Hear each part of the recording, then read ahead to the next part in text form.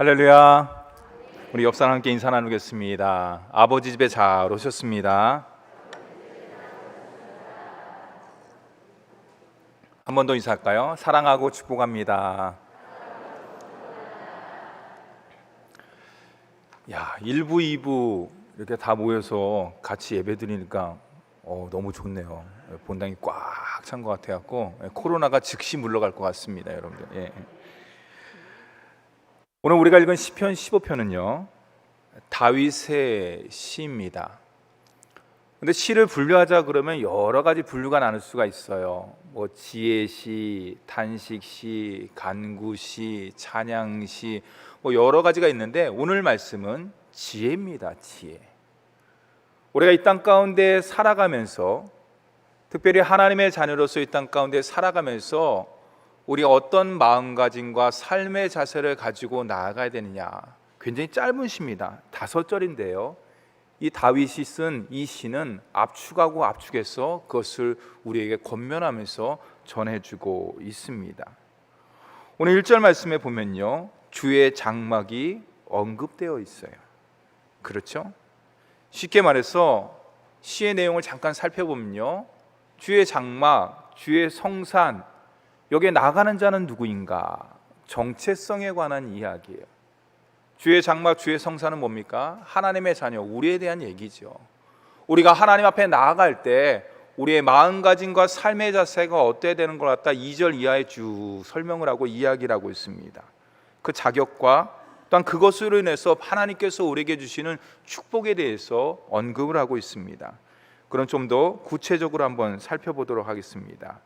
다 같이 1절 말씀을 함께 읽어보도록 할까요? 1절입니다. 시작.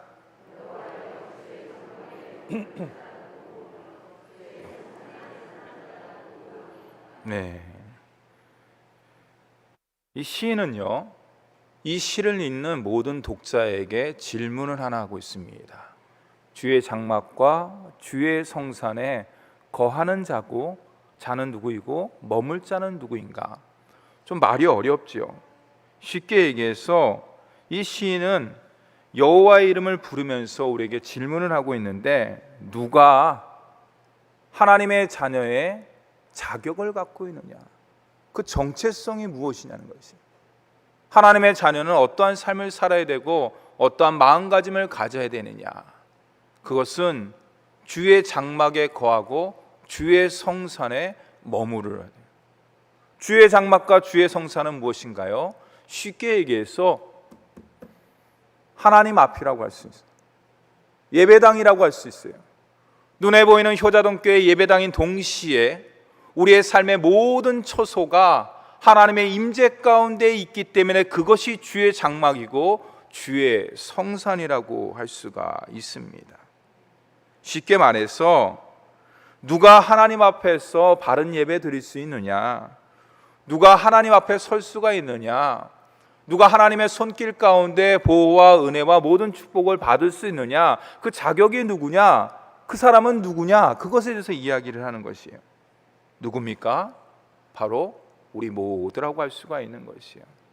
옆에 사람 보면서 다시 한번 축복하겠습니다. 당신은 하나님 앞에 존귀한 자녀입니다.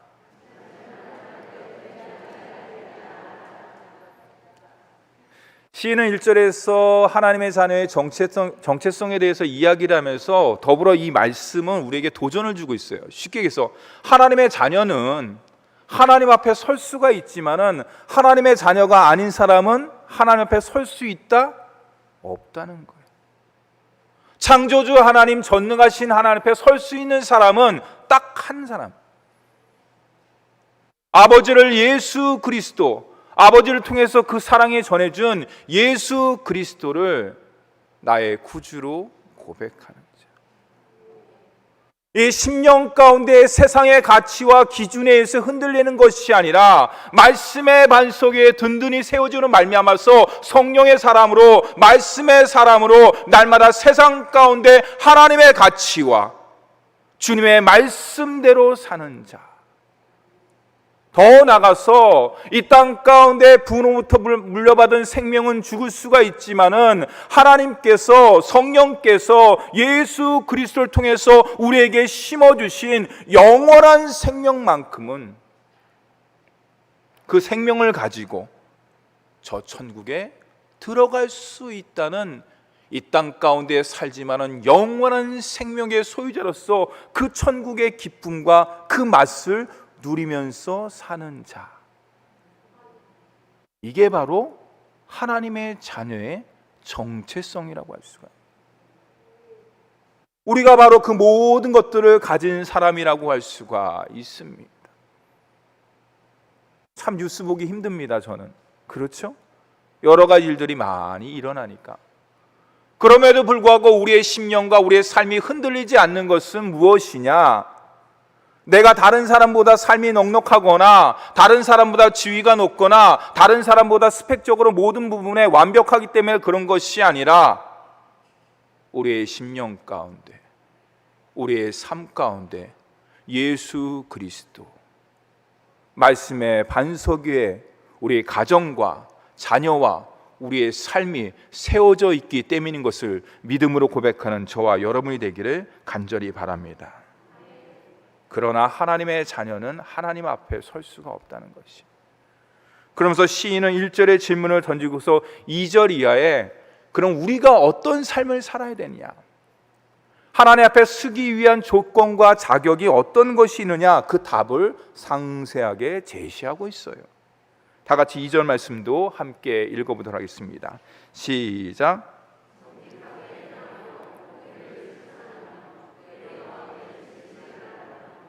네, 5가지의 마음가짐에 대해서 제시를 하고 있는데, 제가 밑줄을 쭉 치면요, 2절에 정직, 공의, 진실, 망령된 자, 변하지 아니하며.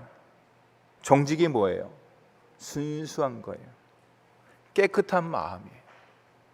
목사님이 이 땅 가운데 살아가면서 순수하고 깨끗한 마음 가지고는 살 수가 없습니다. 여러분 정말 그렇습니까? 그거는 세상의 가치, 세상의 방법이에요. 세상 사람들이 살아가는 가치와 방법에 의하면 정직하면 안 돼요. 순수하면 안 돼요. 깨끗하면 안 돼요. 제가 얼마 전에 어디에 유명한 순댓집이 있다 그래서, 순댓국집이 있다 그래서 우리 목사님과 함께 갔습니다. 이런저런 주인과 얘기를 나누다가, 제가 또 말을 잘하잖아요. 예, 그러니까 이런저런 이야기를 하는데 그 주인이 저한테 그러는 거예요. 제 자랑이 아닙니다, 여러분. 예. 아유, 누군지 누신지는 잘 모르겠지만 세상 그렇게 살면은 안 돼요. 그런 얘기가 내가 다 압축해서 얘기하는 거예요. 예. 그래서 제가 느꼈어요. 다음번엔 이 집 오면 안 되겠다. 안 가요, 다음에는. 왜냐? 내 나름대로 얘기했거든요. 이 사업을 잘 하려고 그러면 이렇게 하면 될 것 같습니다. 손님에게 친절해야 되고 뭐 해야 되고 뭐 해야 되고 뭐 해야 될 것 같습니다. 그랬더니 아유, 그렇게 하면 배견하지 못해요, 그런 거예요. 마음이 먹고 나서 확 다쳤어요. 아, 그렇구나. 주인이 그런 마인드를 가지고, 그런 생각을 가지고 음식을 만든다 그러는데 거기에 사랑의 조미료가 들어가겠습니까? 헌신과 정직과 순수한 마음, 깨끗한 마음의 조미료가 거기에 듬뿍듬뿍 쳐졌겠습니까? 입은 즐겁게 할 수 있을지 모르겠지만은 먹고 나서 내 심령은 불편하더라고요. 네, 그런 거예요, 여러분들. 세상의 가치와 기준에 의한 것이 아니라 하나님의 자녀로서, 주님의 제자로서 우리 주님께서 원하시는 것은 순수하고 깨끗한 마음의 소유자라고 원하십니다. 공의가 뭡니까? 주님의 대표적인 속성이에요. 쉽게 얘기해서 하나님의 자녀는 주님을 닮아가야 되는 것이. 앉으나 서나 주님 생각하고 무엇을 하든지, 무엇을 먹든지, 무슨 생각을 하든지. 여러분 안 그래요? 저는 그런데 뭐 먹으면 가족 생각나고 그러는데, 여러분 그렇지 않아요? 그렇잖아요. 그게 왜 그러냐? 가족 사랑하기 때문에. 마음 가운데 가족에 대한 그런 여러 가지 마음이 있기 때문에 그런 거예요. 이거 우리 집사람이 먹었으면 좋겠다, 이거 우리 애들이 먹었으면 좋겠다, 그런 생각 하잖아요. 마찬가지예요. 하나님의 자녀, 하나님의 사랑은, 사람은 하나님의 속성인 공의를 닮아가고 실천하는 자다. 더 나가서 진실하다. 이게 뭐예요? 말과 행동이 다르지 않아야 돼요. 제가 이전에도 그런 모습과 그런 삶을 가지고 나가려고 부단히 노력을 했지만 말과 행동이 다르면요, 이중인격자로 낙인이 찍히는 거예요. 아예 말을 안 하면은 그나마 중간이라도 가는데, 말을 했다 그러면 그것에 대한 반드시 책임을 져야 되고 그것에 대한 역할을 감당해야 되는 것이, 말과 행동이 다르지 않는 자다. 진실한 자를 하나님께서 하나님 찾으신다. 또한 망령된 자를 멸시한다. 이건 뭐냐? 다른 말로 겸손이에요. 겸손. 여러분, 성경에서 망령된 자는 교만한 자다라고 말을 하고 있습니다. 교만한 자가 누굽니까? 하나님이 없는 사람이에요. 하나님을 두려워하지 않는 거죠. 우리는 잠시 연약하기 때문에, 부족하기 때문에 어쩔 때는 세상의 가치와 생각 가운데 사로잡힐 때도 있어요. 사로잡히는 거예요. 사로잡힐 때가 있어요. 그럼에도 불구하고 우리는 어떻습니까? 성령께서 이 안에 계시기 때문에, 영근아, 그런 생각하면 안 되지, 그런 마음 먹으면 안 되지, 그렇게 하면 안 되지. 그게 뭐예요?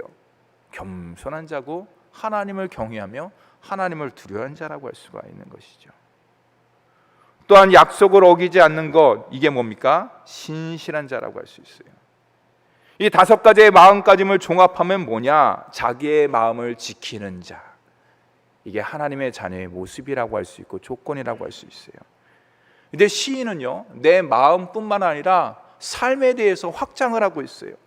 개인에서 공동체로, 개인적인 마음가짐에서 공동체의 삶의 지침으로 하반절에 확장을 하고 있습니다.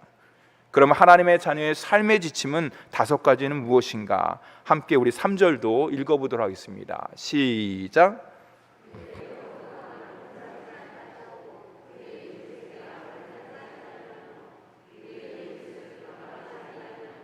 네, 저는 밑줄을 쫙쫙쫙쫙 쳤어요. 남을, 그의 이웃을, 그의 이웃에게, 이게 뭐예요? 쉽게 얘기해서 하나님의 자녀의 삶의 모습은 내 개인뿐만 아니라 이웃까지 확장되는 모습을 전하고 있는 것이에요. 그렇죠. 쉽게 얘기해서 예배 따로 신앙 따로가 아니에요. 믿음 따로 삶 따로가 아니에요. 시인은 하나님의 사랑과 이웃 사랑에 대해서 전하고 있습니다. 오늘 말씀이 그런 거예요. 그건 뭡니까? 온전한 율법을 완성하라. 목사님, 이 시대가 구약 시대도 아닌데 무슨 율법을 온전히 완성하라고 시인은 얘기하고 그것도 따르라고 얘기하고 있습니까? 여러분 잘 아시죠? 율법의 완성자시고 모든 하나님의 사랑과 이웃 사랑의 총체적 결정체가 누굽니까? 따라서 해보세요. 예수 그리스도. 그럼요. 바로 하나님의 자녀는 누구냐? 예수님을 마음 가운데 품는 사람이에요. 하나님의 자녀는 누구냐? 예수 그리스도를 따라가는 사람이에요. 하나님의 자녀는 누구냐? 바로 예수 그리스도, 우리의 삶의 주인이 되시고 인생의 주관자 되시는 예수 그리스도를 우리의 영적인 스승으로 모시면서 그분의 삶을 묵상하고 그분의 말씀을 묵상하고 그분과 함께 동행하는 것이 바로 주님의 귀한 자녀의 모습이라는 것을 시인은 다윗을 통해서 구약에 우리에게 전해주고 있습니다. 바로 그게 누구냐? 우리의 우리. 따라서 해보세요. 내가 그렇습니다. 아멘.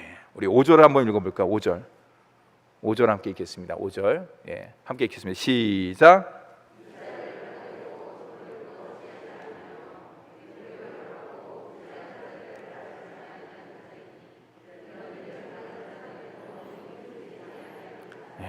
여러분 밑줄을 쫙 치세요. 이런 일을 행하는 자는, 하나님의 자녀는, 하나님의 자녀의 삶은, 하나님께서 우리에게 원하시는 것은 영원히 흔들리지 아니한다. 누구의 약속? 이영근 목사의 약속이 아니에요, 여러분. 하나님께서 시인 다윗을 통해서 우리에게 주신 영원한 약속의 표징이라고 할 수가 있습니다. 사랑하는 성도 여러분, 예수 그리스도를 나의 구주로 날마다 마음 가운데 모시고 주님께서 원하시는 귀한 삶을 말씀을 통해서, 예배를 통해서, 기도를 통해서, 성령 안에서 귀한 교제를 통해서 날마다 깨달으시고 누림을 통해서 이 땅 가운데 우리의 삶이 주님께서 허락하시는 영원히 흔들리지 않는 반석에 날마다 세워지는 우리의 삶, 우리 청년들의 삶, 우리 귀한 자녀의 삶, 우리 효자동교회 자자손손의 귀한 삶으로 귀결되는 줄 믿으시기 바랍니다. 기도하겠습니다.